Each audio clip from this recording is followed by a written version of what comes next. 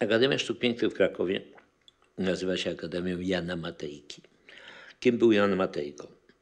Jan Matejko był malarzem historycznym, samoukiem właściwie, który stworzył panoramę wielkich płócien, wielkich obrazów historycznych przedstawiających dzieje polskie. I właściwie, jeżeli sięgamy wyobraźnią do jakiegokolwiek z ważnych wydarzeń historycznych, widzimy przed oczami obraz Jana Matejki. Ta uczelnia, Jan Matejko powołał do życia szkołę. Ta szkoła powstała w połowie XIX wieku i była właśnie szkołą malarstwa historycznego.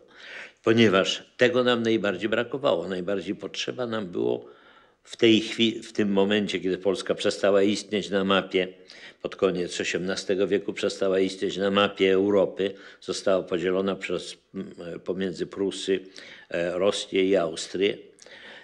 W tym zaborze, jak to się mówi o austriackim, gdzie był Kraków i Lwów. Kraków był najważniejszym kulturalnym miastem, w którym Austro-Węgry pozwalały rozwijać się pewnej niezależnej myśli polskiej. Właśnie wielkim patriotą, bo tak go nazywano, był Jan Matejko, który stworzył naszą uczelnię. Naszą, ponieważ czuję się dzisiaj bardziej studentem tej uczelni niż wtedy, kiedy w niej studiowałem. To prawda, że Jan Matejko razem ze swoim historycznym malarstwem był wtedy, kiedy ja wkraczałem do tej akademii, po prostu jakąś starocią, czymś naftaliną. To było po prostu coś, o czym myśleliśmy. No akademia nazywała się Jana Matejki, ale przecież w międzyczasie już, kiedy po śmierci Matejki do Akademii Sztuk Pięknych najpierw wkroczyli malarze, którzy skończyli studia w Monachium, najbardziej prestiżowej wtedy Akademii Sztuk Pięknych w Europie.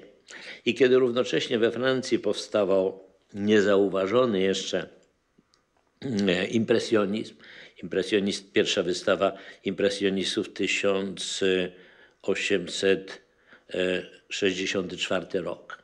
W tym czasie Matejko tworzył w Polsce, a równocześnie powstała szkoła monachijska, malarzy rodzajowych, malarzy, którzy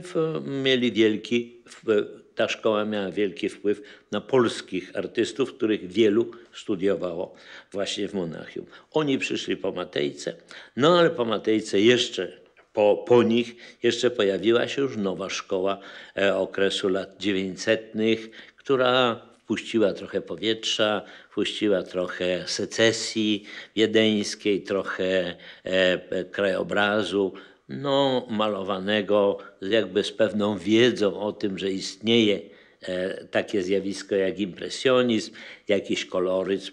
No i to było przygotowanie tej akademii, z którą żeśmy się spotkali.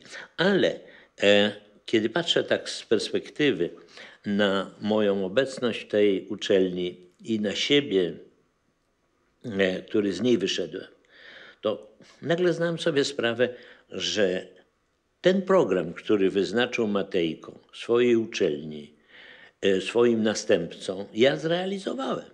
Tylko nie zrealizowałem go jako malarz, tylko zrealizowałem go jako reżyser filmowy.